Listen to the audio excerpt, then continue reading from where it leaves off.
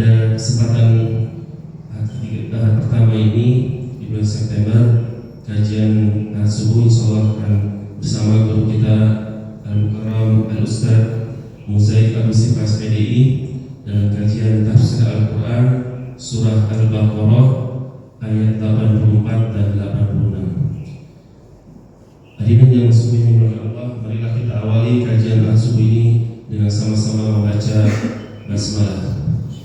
Bismillahirrahmanirrahim. Kepada guru kami persilakan. Bismillahirrahmanirrahim. Assalamualaikum warahmatullahi wabarakatuh. Alhamdulillahirabbil alamin wal 'aqibatu lil muttaqin wala 'udwana illa 'alal zalimin. Asyhadu an la ilaha illallah wahdahu la syarika lah wa asyhadu anna Muhammadan 'abduhu wa rasuluh as-sadiqul wa'dul amin. Allahumma salli wa sallim ala nabiyyina Muhammadin wa ala alihi wa ashabihi ajma'in, amma ba'd. Subhanaka la ilma lana illa ma 'allamtana innaka antal alimul hakim. Allahumma anfa'na bima 'allamtana wa 'allimna ma yanfa'una wa zidna ilman. Allahumma inna na'udzu bika min 'ilmin la yanfa' wa min qalbin la yakhsha wa min nafsin la tashba' wa min da'watin la yustajabu laha. Fa ya ibadallah, usi nafsi wa iyyakum bi taqwallah wa ta'atihi la'allakum tuflihun. Ma'asyiral hadirin, jamaah yang dimuliakan oleh Allah Subhanahu wa taala, alhamdulillah kita panjatkan puji syukur kehadirat Allah Subhanahu wa taala. Di pagi hari ini kembali Allah pertemukan kita dalam majelis yang diberkahi, dalam majelis yang mulia. Semoga pertemuan kita, kehadiran kita, duduknya kita di pagi hari ini menjadi sebab kita termasuk hamba-hamba Allah yang dimuliakan oleh Allah Subhanahu wa ta'ala. Salawat dan salam kita sampaikan untuk Nabi kita yang tercinta, baginda Rasulullah Muhammad sallallahu alaihi wasallam. Kita sampaikan juga salawat dan salam untuk keluarga beliau, sahabat beliau, dan semoga kita bisa menjadi termasuk dalam kelompok umat Nabi yang diamlah nanti bisa mendapatkan syafaat dari Rasulullah sallallahu alaihi wasallam. Hadirin jamaah sekalian yang dimuliakan oleh Allah, kita lanjutkan surat Al-Baqarah ayat 84 sampai ayat 86. Allah Subhanahu wa ta'ala berfirman, a'udzu billahi minasyaitonir rajim. Wa id akhadna mitsaqakum la tasfikuna dima'akum wa la tukhrijuna anfusakum min diyarikum thumma aqrartum wa antum tashhadun. Thumma antum haula'i taqtuluna anfusakum wa tukhrijuna fariqan minkum min diyarihim tadhaharuna 'alaihim bil itsmi wal 'udwan wa in ya'tukum usara tufaduhum wa huwa muharramun 'alaikum ikhrajuhum. Afatu'minuna bi ba'dil kitabi wa takfuruna bi ba'd. Fama jazaa'u man yaf'alu dzalika minkum illa khizyun fil hayatid dunya wa yawmal qiyamati yuradduna ila ashaddil 'adzab wa ma Allahu bighafilin 'amma ta'malun. Ulaika alladzina ishtarawul hayatad dunya bil akhirah fala yukhaffafu 'anhumul 'adzab wa la hum yunsarun. Wa id akhadna, dan ingatlah ketika kami mengambil mitsaqakum, janji dari kamu. Apa perjanjiannya? La tasfikuna dima'akum, kamu tidak akan menumpahkan darahmu. Wala tukhrijuna anfusakum, dan kamu tidak mengusir atau tidak mengeluarkan anfusakum, dirimu, min diyarihim, dari kampung halaman. Summa aqrartum, kemudian kamu berikrar akan memenuhi janji itu. Wa antum tashhadun, dan kamu menyaksikannya. Summa antum haula'i, kemudian kamu, maksudnya adalah Bani Israil, taqtuluna anfusakum, membunuh dirimu sendiri. Wa tukhrijuna fariqam minkum min diyarihim, dan mengusir segolongan darimu dari kampung halamannya. Tadhaharuna alaihim bil itsmi wal udwan, dan kamu membantu terhadap mereka dengan membuat dosa dan permusuhan. Wa iyyatukum usara tufaduhu, tapi jika mereka datang kepadamu sebagai tahanan, tufaduhu, kamu tebus mereka. Wa huwa muharramun alaikum, padahal mengusir mereka itu juga terlarang bagimu. Wa huwa muharramun alaikum ikhrajuhum. Afa tu'minuna bi ba'dil kitab, apakah kamu beriman kepada sebagian Alkitab, yaitu Taurat, wa takfuruna bi ba'd, dan ingkar terhadap sebagian yang lain. Fama jazaa'u may yaf'alu dzalika minkum, tidak ada balasan bagi orang yang berbuat demikian di antaramu, illa khizyun fil hayati dunya, melainkan kehinaan dalam kehidupan dunia. Wa yaumal qiyamati yuradduna ila asyadil azab, dan pada hari kiamat mereka dikembalikan kepada asyadil azab, siksa yang sangat berat.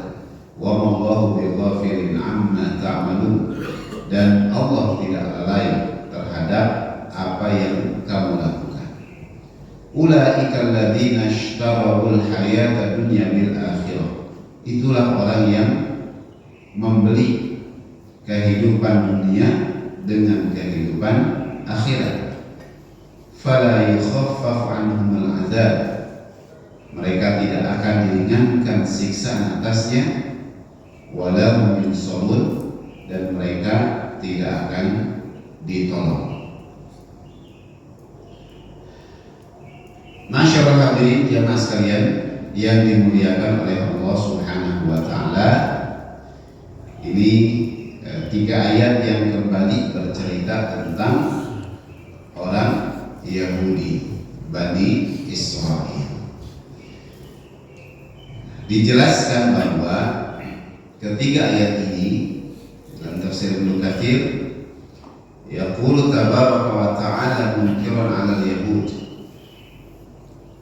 Di ayat ini Allah mengecam orang-orang Yahudi, kamu fi zamani Rasulillah sallallahu alaihi wasallam bil Madinah.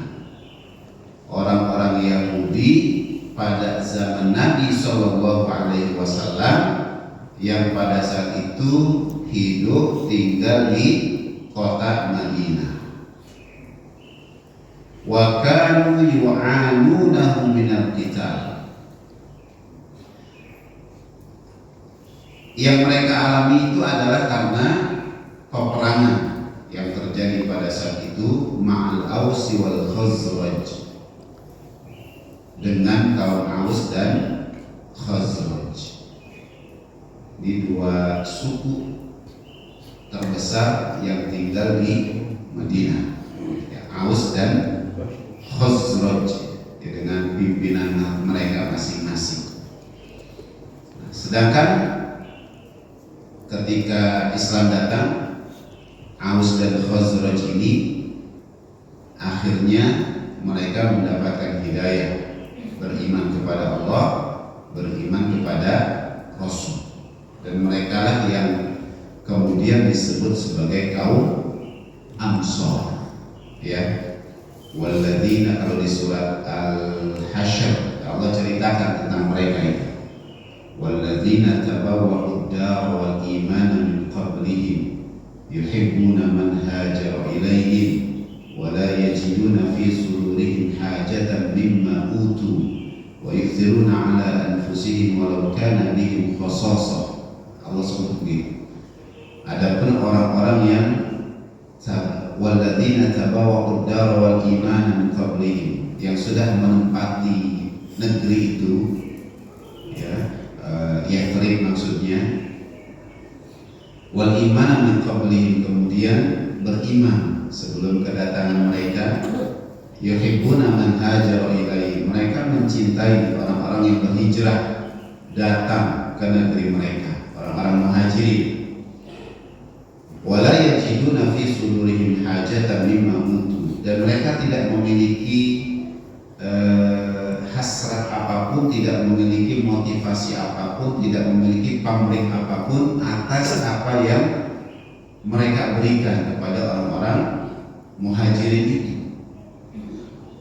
Wa yu'thiruna 'ala anfusihim walau kana bihim khasasah, bahkan mereka mendahulukan kepentingan orang-orang muhajirin atas diri mereka sendiri, meskipun mereka sendiri dalam kesulitan. Itu Ansor, ya. Mereka sendiri susah, tapi karena ada muhajirin yang datang, mereka dahulukan orang-orang muhajirin itu, maka dipuji oleh Allah Subhanahu wa Ta'ala. Nah, ini ketika mereka sudah dapat hidayah menjadi seorang muslim. Sebelum dapat hidayah, mereka itu, Aus dan Khazraj itu adalah Ubbadul asnam, sama dengan orang-orang di Mekah, orang-orang musyrik. Mereka adalah penyembah berhala, ya, penyembah berhala. Nah, di sekitar mereka ada kaum Yahudi.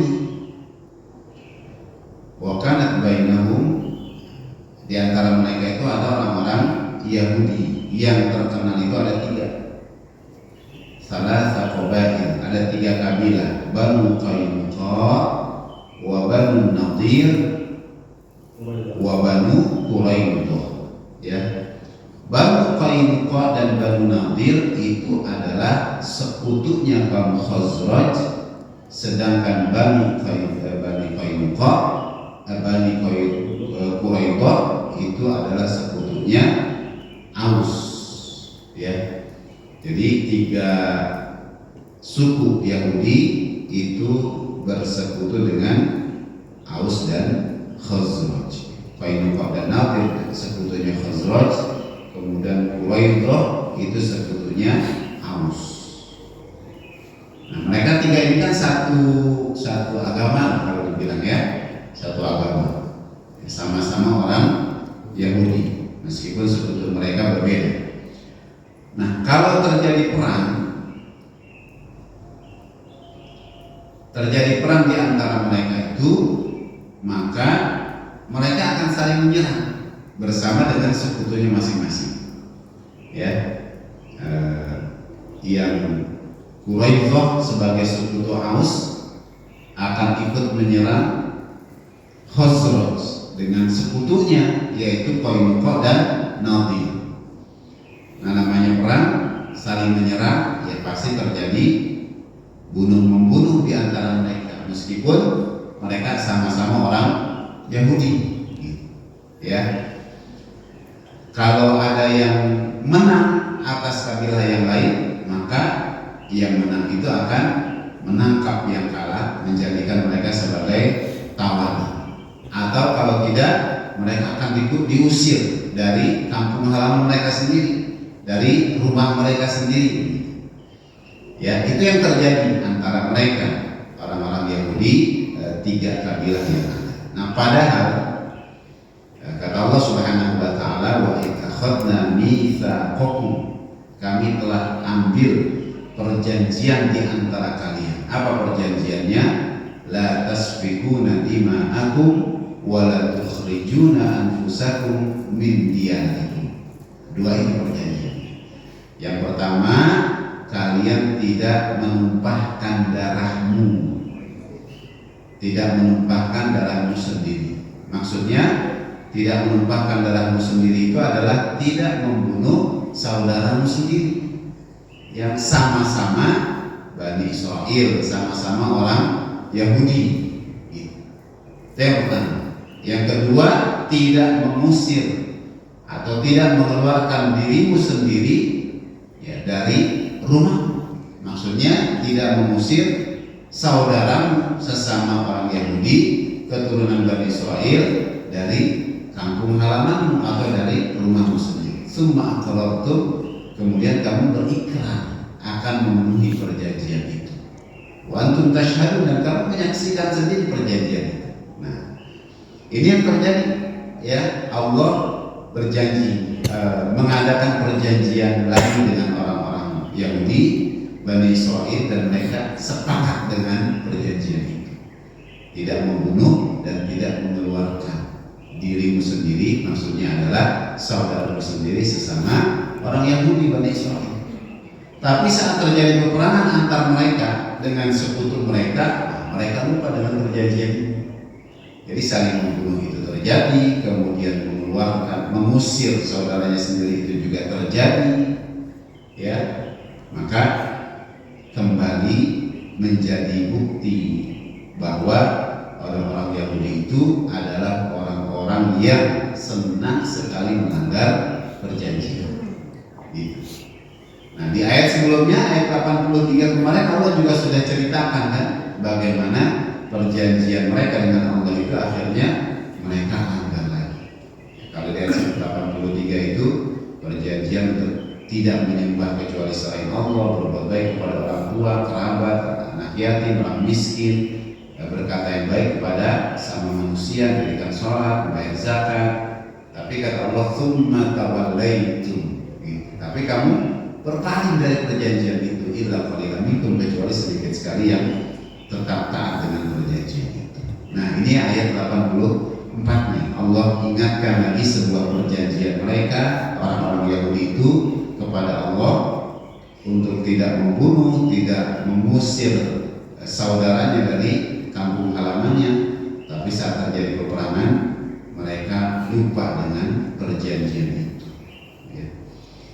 Nah, jamaah sekalian yang dimuliakan oleh Allah Subhanahu wa Ta'ala, ini yang di ayat 84 akhirnya Allah Subhanahu wa Ta'ala sampaikan kepada mereka, wa summa antum haula'i, kemudian kalian itu semuanya orang-orang Yahudi yang saat itu tinggal di Madinah, karena memang ayat ini mengecam orang Yahudi pada zaman Nabi, pada zaman Rasul yang tinggal di Madinah, ya.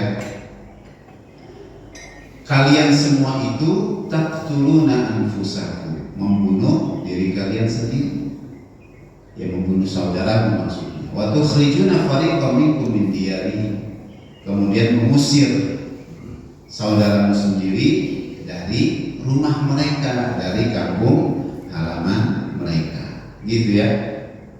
Jadi jelas sekali pelanggaran yang mereka lakukan terhadap perjanjian mereka dengan Allah Subhanahu wa Ta'ala. Dan inilah yang Allah tidak inginkan atas diri orang-orang yang beriman kepada Allah, beriman kepada Rasul, beriman kepada kitab-kitab Allah.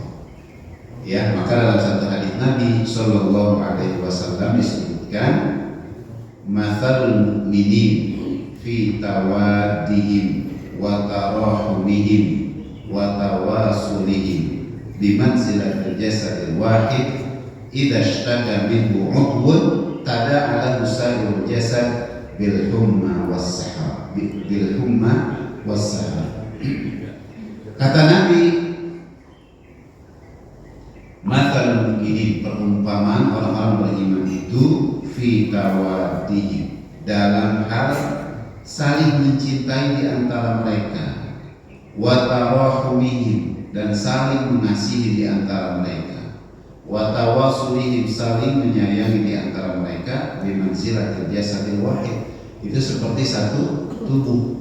Ini orang beriman, ya, seperti satu tubuh. Idza ishtaka minhu udwun, kalau ada satu anggota tubuh yang sakit, tada'alahu sa'irul jasad, maka semua anggota tubuh, seluruh tubuh itu akan merasakan sakit juga. Bil humma wassah, ya, dengan panas, demam gitu.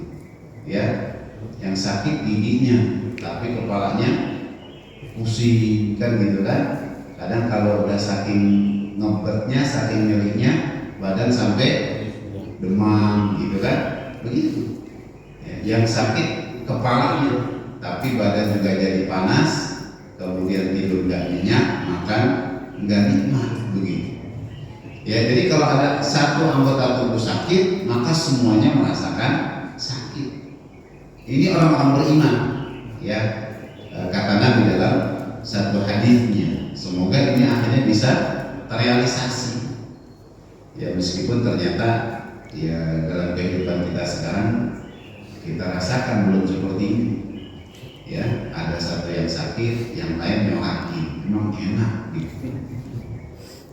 Rasa itu, ya, seperti contoh gimana, ada saudara kita yang kesulitan, ya, kemudian belum semuanya semangat untuk membantu. Ada saudara kita dijajah, belum semuanya ikut membantu. Begitu ada yang membantu, ya dikatain, dibully kan, ngapain sih yang jauh-jauh dibantu gitu. Yang dekat aja banyak yang susah. Padahal sama-sama orang yang beriman. Nah, ini kan bertentangan akhirnya dengan hadis Nabi tadi, ya, bahwa orang-orang yang beriman itu seperti satu tubuh. Kalau ada satu yang sakit, semuanya merasakan sakit yang sama. Mereka akhirnya nggak tenang hidupnya karena ada saudaranya yang sedang kesulitan. Apalagi kalau kita melihat hadis Nabi yang lain, ya, tidak bisa masuk surga orang yang tidur dalam kondisi perut kekenyangan, sedangkan ada saudaranya yang kelaparan, gitu, ya. Jadi kan kalau kita lihat hadis ini tuh ngeri juga sebenarnya. Kita tidur kekenyangan, sedangkan masih ada saudara-saudara kita yang mereka kelaparan, gitu. Ngeri, kita ini bakalan bisa masuk surga kan nanti. Apalagi selama ini gak pernah bantu mereka misalnya. Jadi, nah kenapa Rasulullah menyampaikan ini? Karena beliau tidak senang kalau kita orang-orang yang beriman ini sama seperti orang Yahudi, gitu. Nggak senang dalam hal apapun. Rasulullah nggak ingin kita itu sama seperti orang Yahudi. Dalam urusan ibadah jelas, sudah beberapa riwayat yang menjelaskan itu. Ya, orang Yahudi di tanggal 10 Muharram puasa, ya, karena sebab mengenang, memuliakan kisah Nabi Musa alaihissalam. Maka Rasulullah juga memerintahkan kaum muslimin berpuasa di tanggal itu. Tapi nggak pengen sama dengan orang Yahudi, maka di tanggal 9-nya juga disunahkan puasa. Orang Yahudi memelihara jenggot dan kumis, ya, maka Rasul juga mensunahkan memelihara jenggot, tapi menipiskan kumis biar nggak sama dengan orang Yahudi.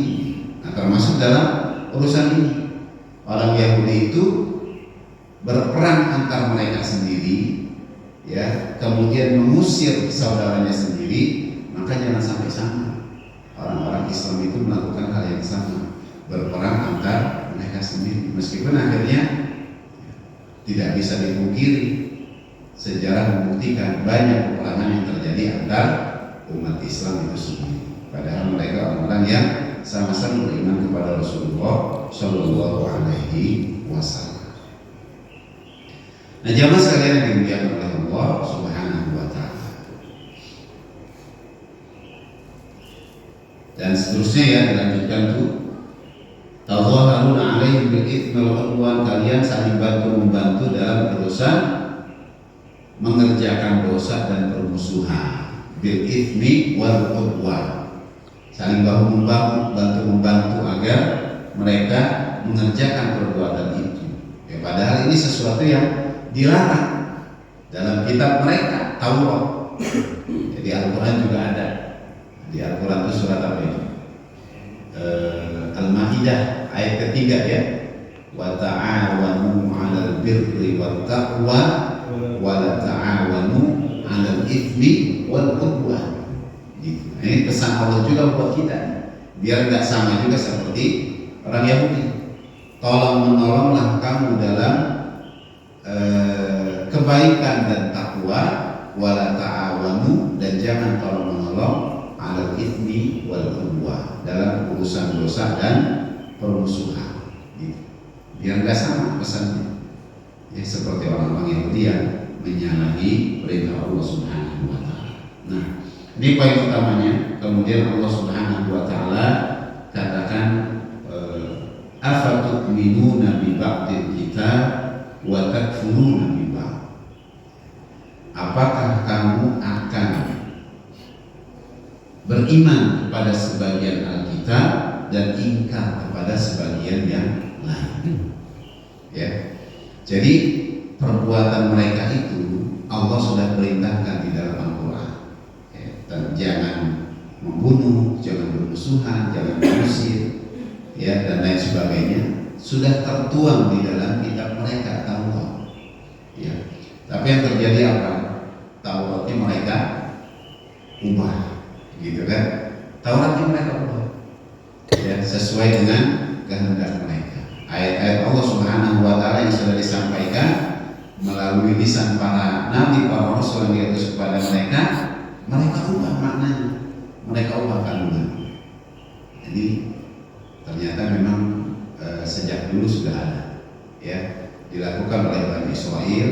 Kemudian apa yang mereka lakukan ini diikuti oleh orang-orang yang mungkin terpengaruh oleh mereka atau sepaham dengan mereka, ya, termasuk dalam kehidupan kita umat Islam itu banyak juga yang melakukan ini, ya, apalagi buat para ulama yang kemudian mereka menjadi penyokong penguasa.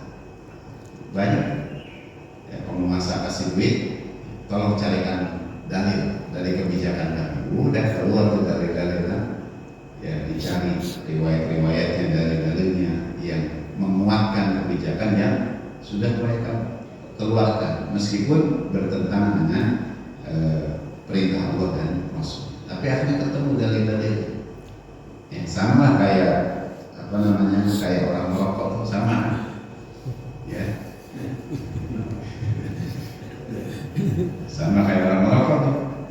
Ya. Kalau dibilang rokok haram, dia bilang coba cari, ya, dalil-dalil dalam Al-Quran atau hadis Nabi yang menyebutkan rokok itu haram. Nggak ketemu, nggak ada, ya. Cari disebutnya hanya makruh, gitu. Itu cuma makruh. Makruh itu kan sesuatu yang nggak disukai oleh Allah Subhanahu wa taala. Bukan haram, Allah cuma nggak senang doang, gitu. Gitu kan? Ya, minimal nggak ada yang menghalalkan, kan? Nggak ada. Jadi dicari dalil yang menguatkan atau yang menyenangkan untuk apa yang mereka lakukan itu. Nah, seperti itu yang terjadi sekarang. Ya. Hanya gara-gara dikasih uang, dikasih jabatan, ya, atau disenangkan mereka itu, keluar dalil-dalil yang mendukung apa yang dilakukan oleh para penguasa. Gitu. Ini kerjaannya Bani Israil. Mereka rubah isi Taurat, maknanya mereka sesuaikan dengan keinginan mereka. Ya, bahkan ya sejatinya mereka juga tidak beriman kepada Taurat, karena mereka, kalau orang-orang yang di sekarang itu punya kitab sendiri, ya kan, Talmud kitab, bukan lagi Taurat. Padahal Allah Subhanahu wa taala sudah berulang kali, ya, mengirim utusan utusannya kepada mereka, mengingatkan mereka dengan perjanjian-perjanjian itu. Tapi berulang kali pula mereka melanggar perjanjian itu.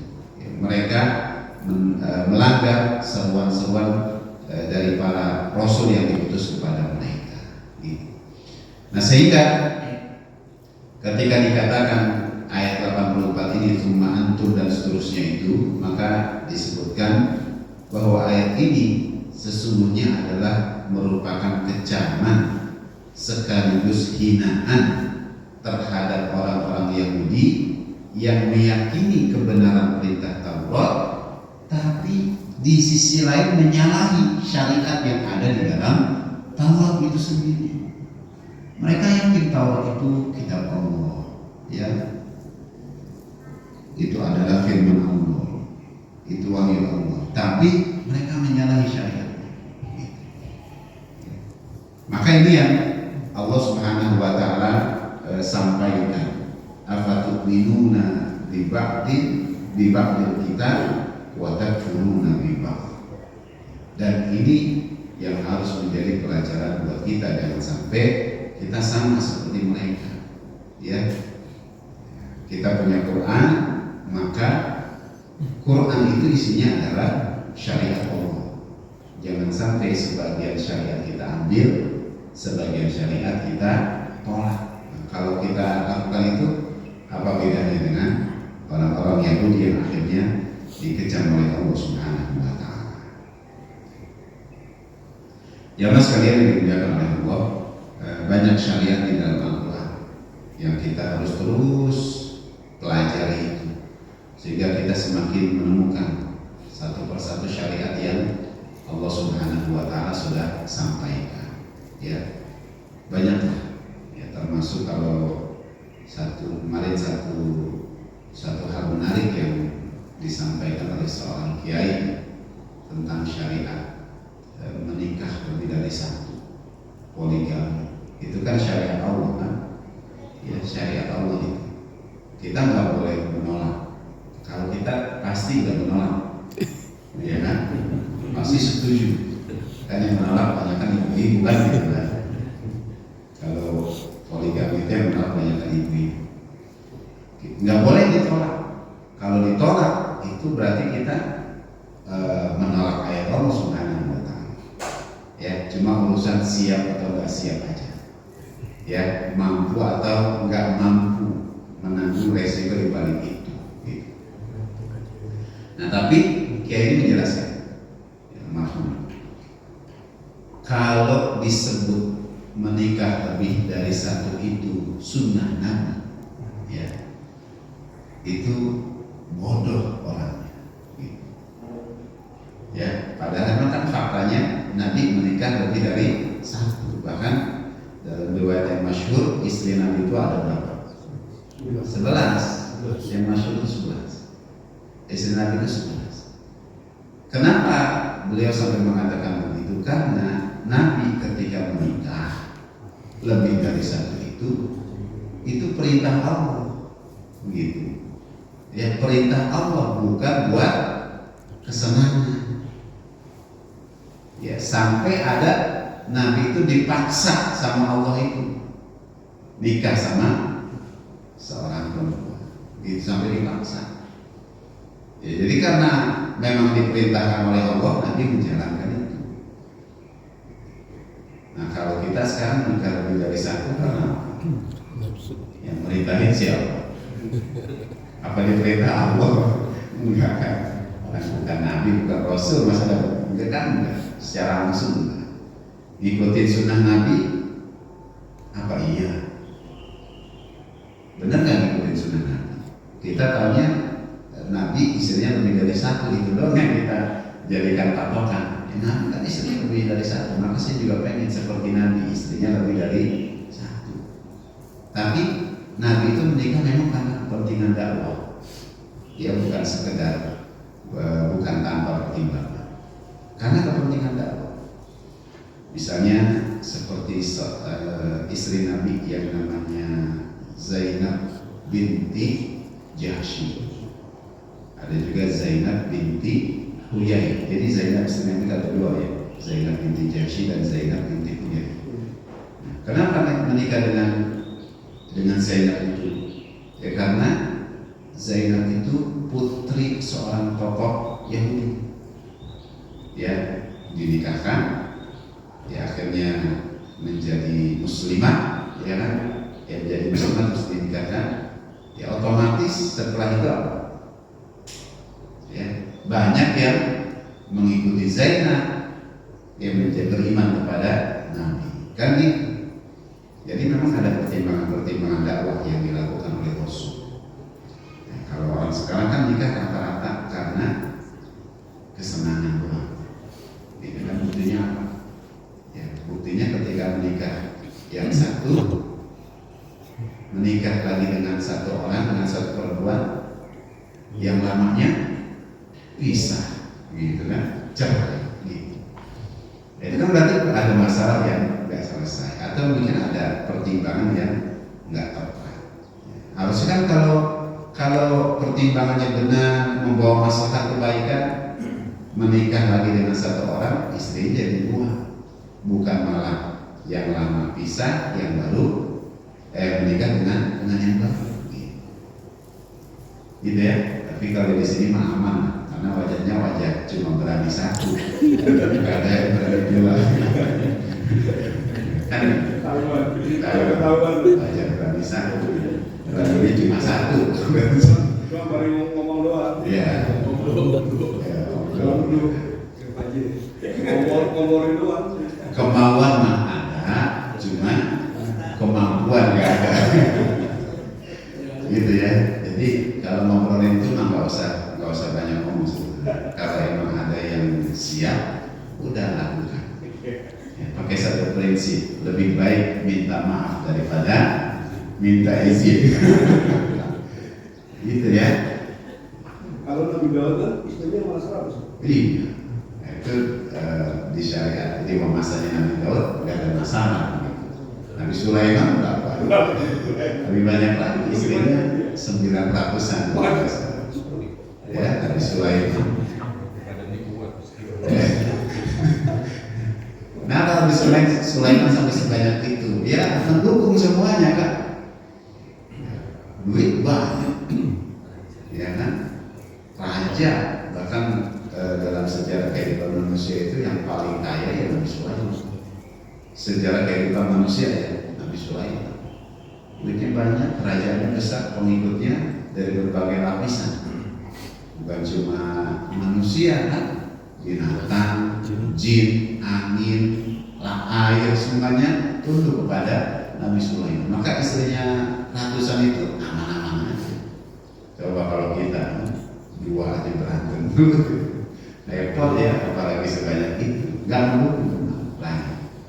Ya, jadi itu contoh misalnya, itu syariat, tapi harus dilihat dalam pandangan yang tepat.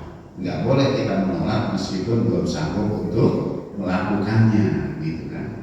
Ya, maka kaum perempuan pun juga begitu, nggak boleh menolak ini sebagai syariat Allah meskipun belum siap untuk melakukan. Gitu. Masih banyak syariat-syariat lain yang kita belum laksanakan, tapi nggak boleh kita tolak. Ya. Gak boleh kita beriman dengan sebagian, menolak lagi sebagian yang lain. Gitu. Kita maunya syariatnya dalam urusan ibadah aja, tapi urusan politik gak mau. Jangan ngomongin politik. Politik itu kotor. Gitu. Ya, politik yang sekarang dikerjakan kotor, tapi kalau politik Islam agung. Politik Islam itu agung, ya, karena politik Islam itu adalah politik yang akhirnya nanti akan mempraktekkan ajaran-ajaran Allah Subhanahu wa taala dalam kehidupan. Jadi kalau dia jadi pemimpin, tugasnya pemimpin apa? Mensejahterakan rakyat, dan itu terbukti kalau memang politiknya politik Islam yang dijalankan. Terbukti urusan saat di masa Khalifah kan terbukti. Ya, di masa Umar bin Khattab radhiyallahu anhu menjadi khalifah, ada ibu-ibu yang ngomel-ngomel, semoga Allah melaknat Amirul Mukminin. Padahal dia ada di situ gitu kan. Tapi perempuan itu gak kenal, kenapa Bu Em? Gak lihat nih kami kelaparan dan kami gak dipedulikan karena saat itu ibunya lagi masak batu, ya kan, anak-anak kelaparan sampai ketiduran. Wah, ngomel-ngomel ke ibu dan Khalifah ada di situ, tapi ibu gak kenal. Akhirnya langsung lewat Baitul Ma'un, dipikul sekalung batu dan makanan yang lain. Pengawalnya itu kan gak enak. Biar saya aja, enggak boleh. Saya harus memikul ini. Pengawalnya protes, tapi diomelin sama sampai mau mengatakan, apakah kamu bersedia memikul beban-beban dosa aku nanti di hari kiamat untuk mempertanggungjawabkan hal ini? Udah, akhirnya dibawa itu, dimasakin sampai disuapin anak-anaknya sampai kenyang, gitu kan. Baru setelah itu dia cerita bahwa dia adalah Umar bin Khattab, begitu. Ya coba kalau pemimpin seperti itu kan senang rakyat. Di zaman Umar bin Abdul Aziz sampai nggak ada orang susah. Rata-rata penghasilan warga saat itu 20, kalau di kurs rupiah sekarang itu lebih kurang 20 juta penghasilan warga. Maka Baitul Mal melimpah, nggak ada mustahil. Kenapa? Karena politik Islam dijalankan, gitu kan. Kalau sekarang ya politik nggak tahu politik apa ya. Politik abal-abal, politik asal dia senang terserah dengan orang lain, ya. Maka dengan peristiwa-peristiwa politik saat ini yang terjadi, nggak usah jadi bakor, nggak usah akhirnya kita jadi sentimen sama orang, nggak usah, biasa-biasa aja. Calon presiden begini begitu biasa aja, udah dia mau milih siapa biasa aja, udah biarin aja, ya terserah mereka mau kayak gimana, gitu kan. Nggak usah kita akhirnya ikutan protes sana sini ikut sana sini, nggak usah, ya biarin aja, mereka mau kayak gimana itu terserah mereka, ya asal kalau ada yang berkomitmen ingin membawa kebaikan untuk masyarakat Indonesia secara jujur, secara tulus, itu yang harus didukung. Bukan cuma mereka butuh rakyat itu ketika mungkin pemilihan kalau udah jadi masa boleh, itu yang harus ditolak dan lain sebagainya. Nah jamaah sekalian, ketika sebagian syariat itu diambil, sebagian syariat itu ditinggalkan, maka kata Allah Subhanahu wa taala, wa may yaf'al dzalika minkum illa khizyun fil hayati dunya wa yawmal qiyamati yuraduna ila asyadil azab. Ya, kalau itu yang dilakukan, maka yang akan mereka dapatkan adalah kehinaan di dunia dan juga azab yang pedih di akhirat. Ya, itu yang Allah janjikan. Di dunia hina, di akhirat tersiksa. Gitu. Ya lihat aja lah orang-orang yang sejarah sudah banyak menceritakan tentang itu. Dan ini janji dari Allah Subhanahu wa taala. Ya. Kenapa? Karena pelanggaran mereka terhadap syariat itu. Ya, terhadap syariat yang sudah ditentukan oleh Allah Subhanahu wa taala. Wa mallahu bighafilin amma ta'malun, dan Allah itu tidak lalai terhadap apa yang mereka kerjakan. Allah melihat, Allah mengetahui, Allah mencatat, dan Allah nanti akan menagih pertanggungjawaban terhadap itu semua. Ya, sekarang bisa aja mereka ngeles, bisa aja mereka selamat, biarin, ya. Yang tadinya ada dapat hukuman mati karena kejahatan, akhirnya tahu-tahu jadi seumur hidup, ya kan? Gitu. Udah nggak tahu nanti gimana, apakah berubah lagi atau enggak, terserah. Mereka bisa melakukan apapun karena mereka bisa mengatur dan segala macamnya, tapi Allah tidak lalai terhadap apa yang mereka kerjakan. Siap-siap nanti Allah akan tagih segala perbuatan mereka untuk dipertanggungjawabkan. Gitu. Maka hati-hati, semua yang kita lakukan ini Allah tahu. Ya Allah sangat tahu. Jangan sampai nanti kita kerepotan ketika Allah menagih itu semua, minta pertanggungjawaban atas diri kita. Ayat terakhir 86, ulaika alladzina ishtarawul hayatad dunya bil akhirah. Mereka adalah orang yang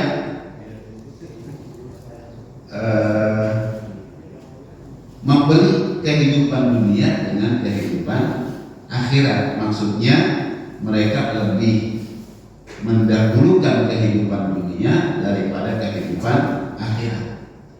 Ada pahala yang besar Allah sediakan, mereka tolak. Yang mereka pilih adalah keuntungan materi yang tidak seberapa. Gitu. Ya, karena mereka merasakan dengan materi yang sedikit ini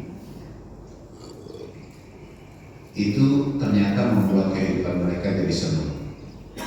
Mereka bisa berbuat apa saja. Mereka bisa mengatur, membuat peraturan sekehendak mereka sendiri. Gitu misalnya ya.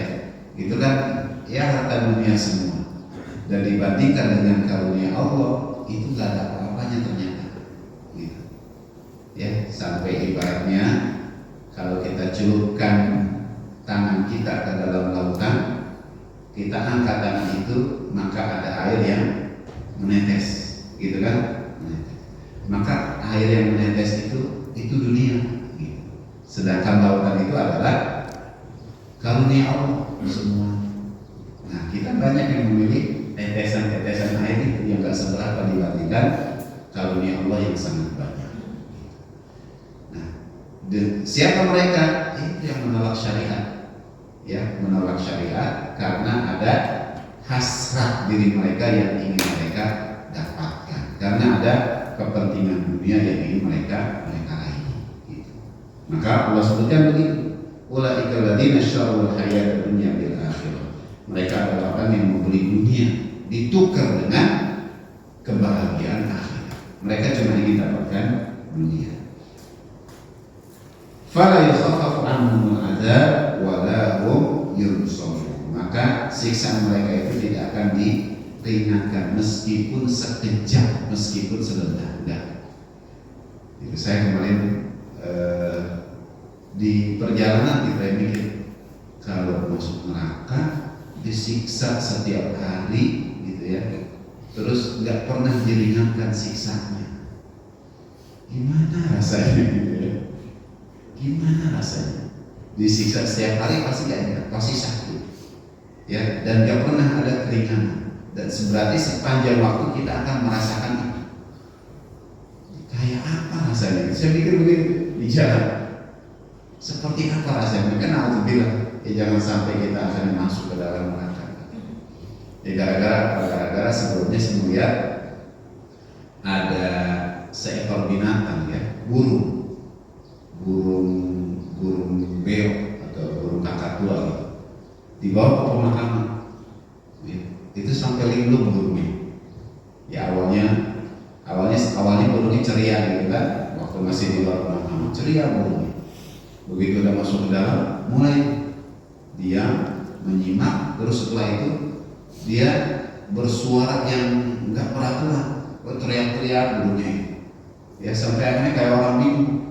Ya, kan memang dalam hadis Nabi disebutkan bahwa ahli kubur yang disiksa itu hanya bisa didengar oleh binatang dan yang lain selain manusia, makhluk Allah yang lain selain manusia, ya, dan jin, nggak bisa dengar.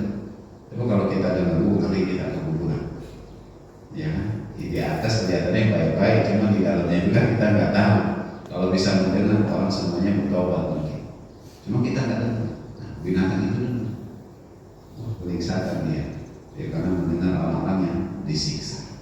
Orang kepikiran kalau saya gimana kalau nanti kita masuk ke dalam neraka, disiksa terus, pasti kita kesakitan dan nggak ada berhentinya sepanjang waktu. Nauzubillah. Dan ini Allah janjikan buat orang-orang yang beriman kepada sebagian syariat, menolak sebagian syariat yang lain, bahkan mereka bekerja sama untuk itu. Fala yukhaffafu anhumul adzab, tidak akan diringankan siksa mereka, wala hum yunsarun, dan mereka tidak akan ditolong. Gak ada yang bisa menyelamatkan diri mereka. Ngandelin harta gak ada gunanya, ngandelin keturunan gak ada manfaat. Ini seperti Abu Lahab gitu kan. Dia ketika diingatkan dengan neraka dengan hari pembalasan, buat dia pede, duitnya nanti bisa. Maka Allah ingatkan, ma'aghna anhu maluhu wa makasab, gak ada gunanya itu semua. Jadi nggak ada yang bisa menolong kita, ya, disebabkan keingkaran mereka terhadap syariat Allah Subhanahu wa Ta'ala. Maka akhirnya mereka akan senantiasa ditimpa azab dari Allah Subhanahu wa Ta'ala selamanya. Dan ini ancaman yang Allah sampaikan kepada orang Yahudi, tapi ini jadi pelajaran buat kita semuanya, agar kita tidak mengalami hal yang tidak melakukan hal yang sama seperti mereka, selanjutnya tidak mengalami hal yang sama juga seperti mereka, kehinaan di dunia, siksa yang pedih nanti di akhirat. Wallahu a'lam bishawab. Ini yang bisa disampaikan, semoga jadi manfaat. Mohon maaf atas segala kekurangan. Billahi taufiq wal hidayah. Assalamualaikum warahmatullahi wabarakatuh. Waalaikumsalam warahmatullahi wabarakatuh. Baiklah jemaah sekalian, sekarang ada sesi tanya jawab. Silakan bagi yang ingin bertanya, kami silakan.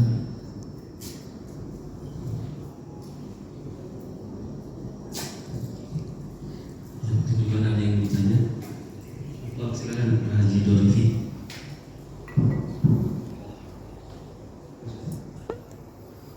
Bismillahirrahmanirrahim. Assalamualaikum warahmatullahi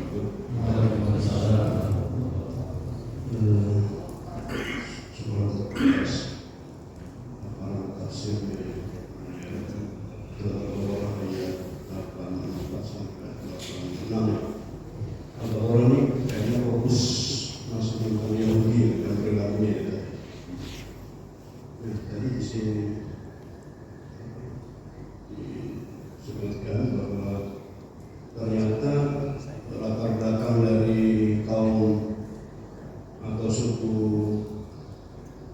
Khazraj dan Aus itu Yahudi.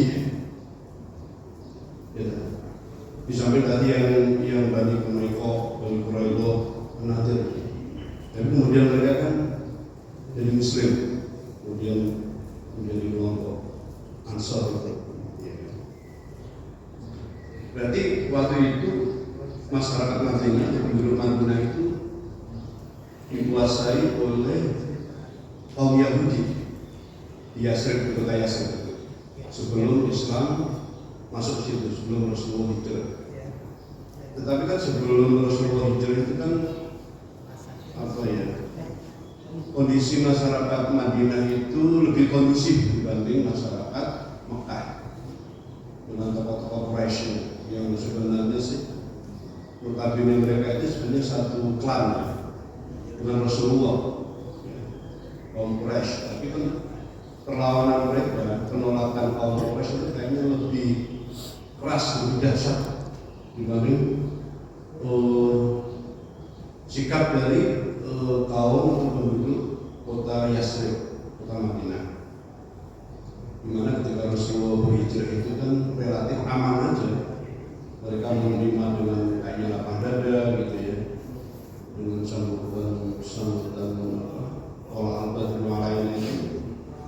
Istilahnya kalau masyarakat kita sekarang disambut dengan gegap gempita tanpa ada ekses apapun. Dan terbukti ketika Rasulullah sampai ke sana itu kan langsung bisa membangun Masjid Kuba di luar kota Madinah. Nah, yang menarik itu sebenarnya suku Aus dan Khazraj ini, kenapa mereka begitu gampang gitu ya, menerima Islam? Kan ada beberapa tokoh mereka yang sudah masuk Islam kan? Sebelum Rasulullah hijrah itu, seperti Sa'ad bin Mu'adz ya. Nah, Sa'ad bin Mu'adz salah satunya itu kan dia tokoh Muslim dari kota Madinah sebelum Nabi hijrah. Beliau ini mungkin belajar Islam dari kota Mekah gitu ya. Dan ketika Rasulullah mau hijrah itu kan mereka mengkondisikan dengan teman-teman mereka itu untuk menyambut Rasulullah. Nah, yang menarik itu masyarakat Aus dan Khazraj ini kenapa begitu gampang menerima Islam gitu. Padahal latar belakang mereka kan ya mungkin Yahudi gitu, sama dengan bani-bani yang lain, Quraiqah, Khazraj, Quraiqah, Nadir, Quraidah itu yang ketika Rasulullah sudah masuk ke kota Madinah, sudah membangun masyarakat Muslim, mereka tetap Yahudi. dalam perilaku tengil mereka. Akhirnya Rasulullah mengusir mereka akhirnya gitu. Dengan perjanjian Madinah mereka nggak taat, mereka nggak konsisten dalam perjanjian Madinah, piagam Madinah yang sudah disepakati itu, yang isinya luar biasa bagus itu.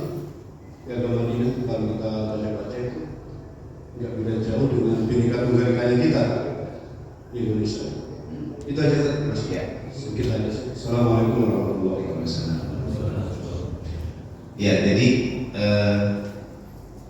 ini kalau mau lihat sejarahnya itu panjang sebenarnya, panjang tentang Aus dan Khazraj. Cuma dari yang terakhir dulu, kenapa mereka mudah menerima Islam. Ini tidak bisa kita lepaskan dari peran seorang sahabat Nabi yang namanya Mus'ab bin Umair. Ya, Mus'ab bin Umair, duta besar Rasulullah untuk Yathrib. Jadi Rasul masih di Mekah, ya, beberapa tahun sebelum hijrah ke Yathrib, beliau itu sudah mengutus Mus'ab, ya. Jadi kan lebih dulu saat Muhammad. Iya, jadi Mekah itu kan jadi apa ya, pusat kehidupan masyarakat Arab pada masa itu, karena memang ada Baitullah, sehingga berbagai kabilah itu kan datang ke situ. Nah, termasuk orang-orang Madinah datang juga ke situ.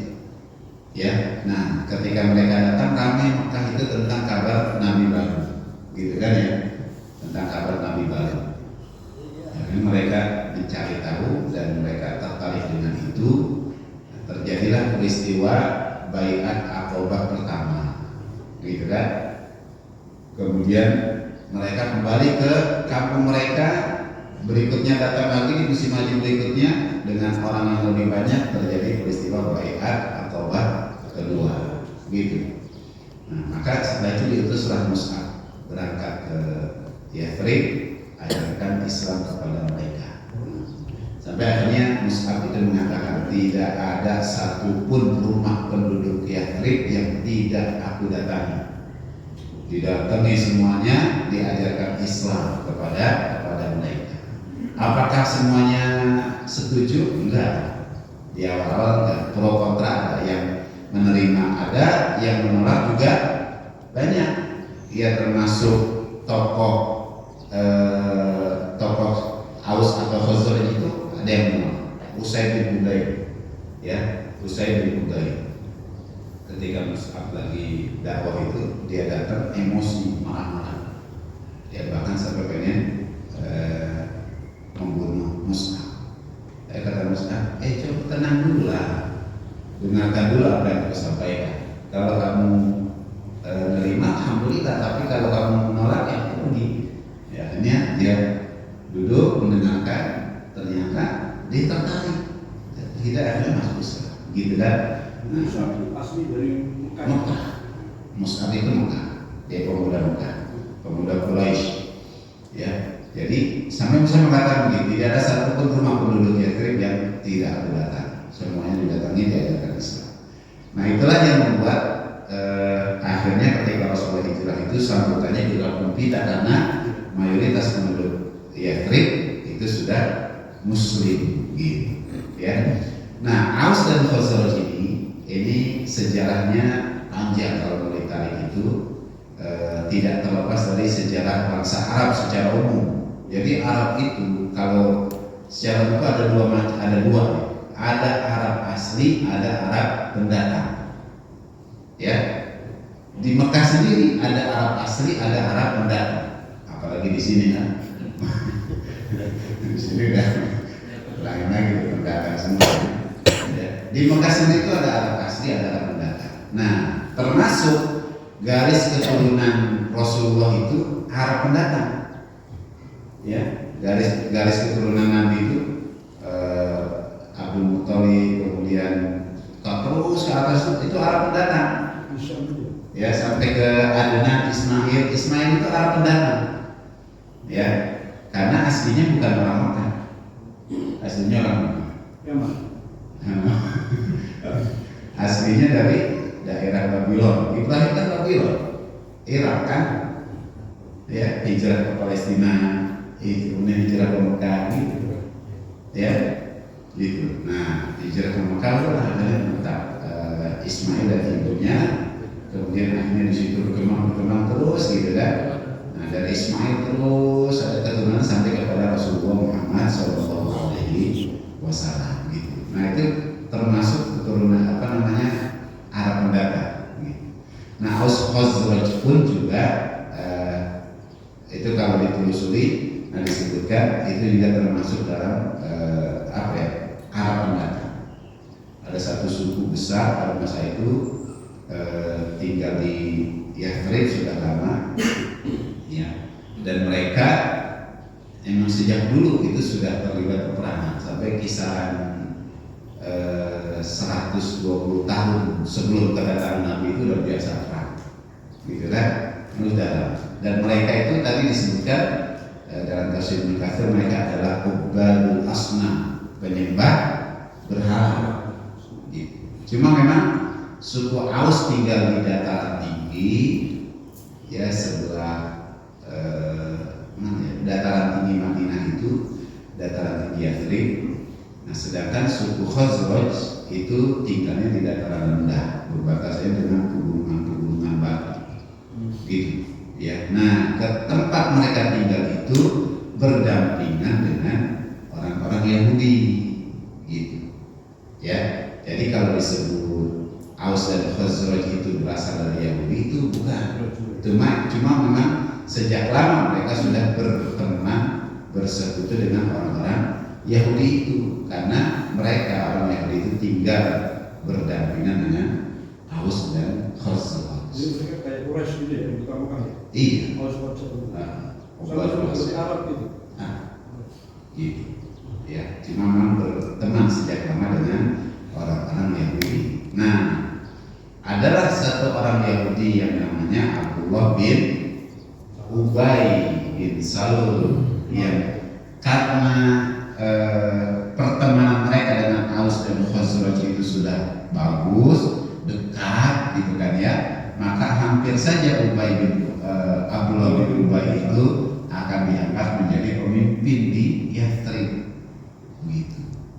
Ketika itu rencananya gitu, dia akan jadi pemimpin, tapi kemudian datang Nabi berhijrah ke Yathrib gitu kan, berhijrah ke Yathrib sehingga pupuslah mimpi Abdullah bin Ubay yang akan menjadi pemimpin di Madinah, karena akhirnya setelah itu ada Rasulullah, dan Rasulullah yang kemudian didaulat menjadi pemimpin. Itu yang membuat kedengkian dan dendam selalu hadir di Abdullah bin Ubay bin Salul kepada sosok Rasulullah Muhammad SAW. Allah alam kira-kira seperti itu. Baik, mungkin selanjutnya ada yang ingin bertanya, silakan. Di luar.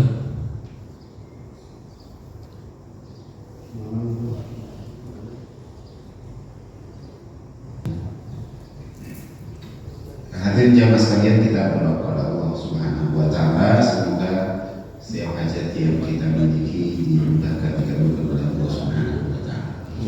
Bismillahirrahmanirrahim. Alhamdulillahirabbil alamin. Hamdalillah ni'amahu wa yukafi'u mazidah. Ya Rabbana lakal hamdu kama yanbaghi li jalali wajhikal karim wa li'azimi sultanik. Subhanaka la nuhsi thana'an 'alaika anta kama athnayta 'ala nafsik. فلك الحمد حتى ترضى ولك الحمد إذا رضيت ولك الحمد بعد الرضا. اللهم صل وسلم على سيدنا محمد وعلى آل سيدنا محمد. اللهم اغفر لنا ذنوبنا وكفر عنا سيئاتنا وتوفنا مع الأبرار. اللهم اغفر لنا ذنوبنا ولوالدينا وارحمهما كما ربيانا صغيرا. اللهم اغفر لنا ذنوبنا ولوالدينا وارحمهما كما ربيانا صغيرا. اللهم اغفر لنا ذنوبنا ولوالدينا وارحمهما كما ربيانا صغيرا. لجميع المسلمين والمسلمات والمؤمنين والمؤمنات الأحياء منهم والأموات. اللهم اجعل جمعنا هذا جمعا مرحوما وتفرقنا من بعده تفرقا معصوما. اللهم لا تدع لنا في مجلسنا هذا ذنبا إلا غفرته ولا هما إلا فرجته ولا مريضا إلا شفيته ولا عيبا إلا سترته ولا سفرا إلا وصلته ولا دينا إلا قضيته ولا عسيرا إلا يسرته ولا حاجة من حوائج الدنيا والآخرة إلا قضيتها ويسرتها يا رب العالمين. اللهم إنا نسألك الهدى والتقى والعفاف والغنى. اللهم إنا نسألك علما نافعا ورزقا طيبا وعملا متقبلا. اللهم إنا نسألك رضاك والجنة ونعوذ بك من سخطك والنار. اللهم ربنا تقبل منا إنك أنت السميع العليم وتب علينا يا مولانا إنك أنت التواب الرحيم. ربنا آتنا في الدنيا حسنة وفي الآخرة حسنة وقنا عذاب النار والحمد لله رب العالمين. Demikianlah ini terima kasih pada semuanya untuk sebenarnya majelis dengan doa. Astagfirullah wa atubu ilaih. Assalamualaikum warahmatullahi wabarakatuh.